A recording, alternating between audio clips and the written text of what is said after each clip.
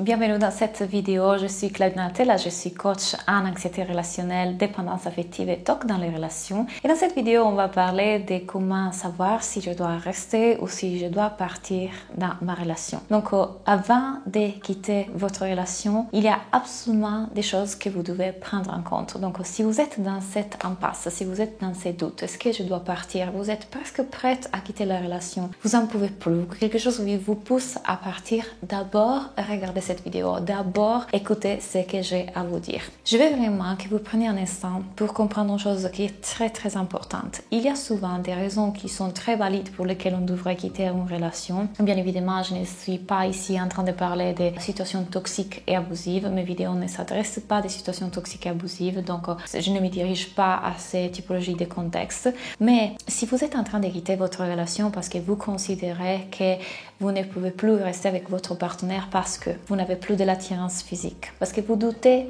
si c'est la bonne personne ou pas, parce qu'il y a des moments dans lesquels vous sentez de la répulsion ou parce que parfois vous avez des pensées qui vont focaliser énormément sur son physique ou sur ses comportements, sa personnalité. Si vous êtes en train de quitter la relation parce que vous ne sentez pas assez d'attirance, parce que vous croyez que vous n'êtes pas compatible, parce que vous avez des intérêts différents, des goûts différents, prenez un instant d'abord avant de considérer que ça sont des choses valides auxquelles faire référence lorsqu'on veut quitter la relation. Malheureusement, dans notre société, on est influencé énormément par les films romantiques et ces films romantiques ils nous font croire qu'en fait on devrait ressentir tout un tas de choses lors de la relation. Vous devez comprendre que les films romantiques se basent surtout sur la première phase du rencontre, sur ce qui est appelé la lune de miel. Et si vous n'avez pas vécu votre lune de miel au début de votre relation, ça aussi ça peut être dû à autre cause que le fait que vous n'êtes pas dans la bonne relation. Ce n'est pas pareil pour tous, mais notre cerveau conditionné à ces choses-là. Donc, quand on croit qu'il faut absolument ressentir ça pour avoir la preuve que je suis dans la bonne relation, je dois être attirée tout le temps, je dois ressentir cette typologie d'émotions, je ne dois pas avoir des doutes. Peut-être que vos copines sont en train de vous dire, tu vois, si tu doutes, ça veut dire que ce n'est pas la bonne personne. C'était mon cas au début de ma relation. Et du coup, on prend tous ces éléments-là comme des preuves qu'on doit quitter la relation. Pourtant, on est avec un homme qui semble être un homme qui veut s'engager, un homme qui est émotionnellement accessible, donc émotionnellement ouvert, un homme qui est prêt à construire quelque chose de sain avec nous et qui est prêt à nous aimer, à faire le choix de nous aimer. Mais alors pourquoi, une fois que j'ai trouvé ça, même dans ces cas-là, je ressens tous ces doutes, ces questionnements, de la manque d'attirance, de la répulsion parfois, il me dérange ses mains, son visage, comme il respire, comme il boit. Pourquoi je pense que finalement, ces choses qu'on a des différences sont des éléments qui nous ne permettront pas d'être comme intime? Pourquoi je n'ai pas les choses que peut-être je ressentais dans une autre relation? Si vous êtes en train de vous demander tout ça, ce n'est pas forcément le signe que vous n'êtes pas avec la bonne personne et que vous devez quitter la relation. C'est plutôt des signes qui vous indiquent que votre cerveau est en train de projeter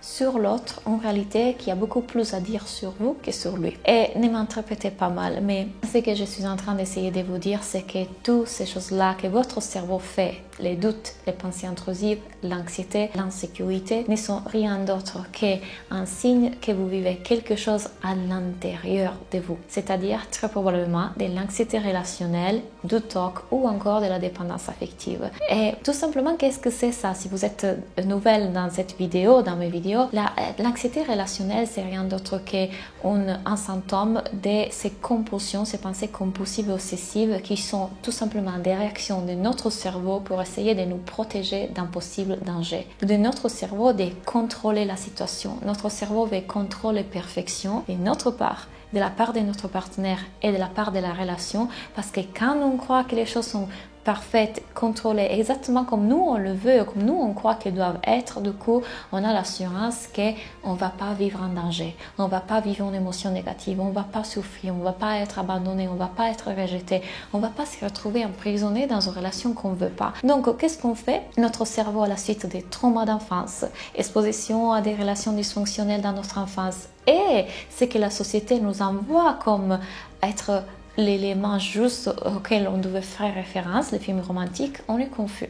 Et notre cerveau, du coup, essaye de nous protéger. Donc, tous ces doutes que vous avez, toutes ces inquiétudes, toutes ces pensées intrusives ne sont pas forcément le signe que vous devez quitter la relation. Sont plutôt une invitation, un messagère d'aller regarder en vous et faire ce travail intérieur pour aller soigner ces parties de vous qui demandent votre attention. Ne sont rien d'autre qu'une partie de vous qui est en train de crier pour que vous l'écoutiez, pour que enfin vous allez la voir et vous allez voir toutes ces croyances limitantes, toutes ces blessures, tous ces traumas que vous avez vécus qui créent toute cette sorte de pelote emmêlée de fils qui sont des nœuds en fait qu'on doit défaire.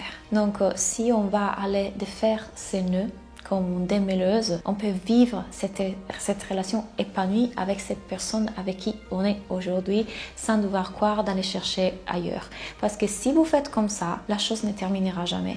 Il y aura encore une autre personne avec qui vous expérimenterez exactement les mêmes choses, les mêmes peurs, les mêmes insécurités, les mêmes doutes.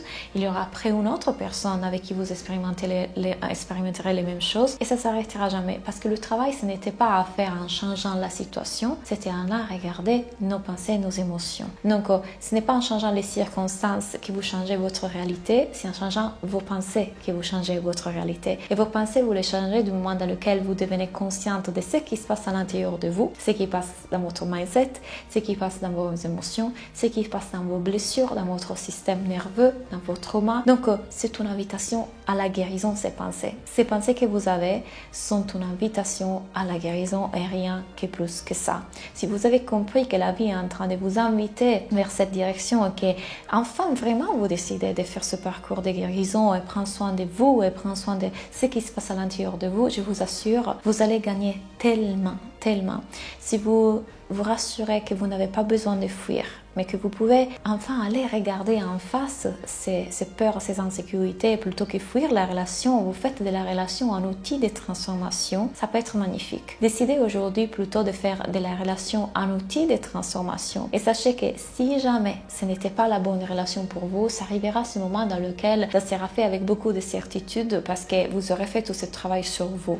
Ça ne sera plus une réaction à une émotion, ça sera une réponse. Ce ne sera plus une réaction à un trauma et donc vous aurez envie de quitter, échapper ces pensées négatives parce que vous n'échappez pas de cette personne ou de la relation. Vous échappez de vos pensées négatives, vous essayez d'échapper de vos pensées négatives. Donc plutôt qu'essayer d'échapper, décidez de rester et faire ce travail sur vous et utilisez la relation comme outil de transformation dans laquelle vous pouvez voir tel un miroir ce que vous avez à voir. Ceci est mon invitation. Et si vous désirez faire ce travail, je suis là pour vous accompagner. Je suis passée par là. Je n'ai pas écouté ces émotions négatives, ces pensées intrusives et ces doutes. J'ai décidé de faire le travail de thérapie qui m'a aidé aujourd'hui à avoir une relation tellement belle, épanouie avec ce qu'il est aujourd'hui, mon partenaire. Donc, je vous invite vraiment à faire ça. Et si vous voulez, je peux vous accompagner. J'ai un programme qui s'appelle Soulful Love. Je vous invite à le découvrir ici en bas. Tout a été écrit exactement pour vous aider à vous libérer de l'anxiété relationnelle, du TOC, du trauma et de la dépendance affective. J'espère que cette vidéo vous a aidé et on se voit très vite. Bye.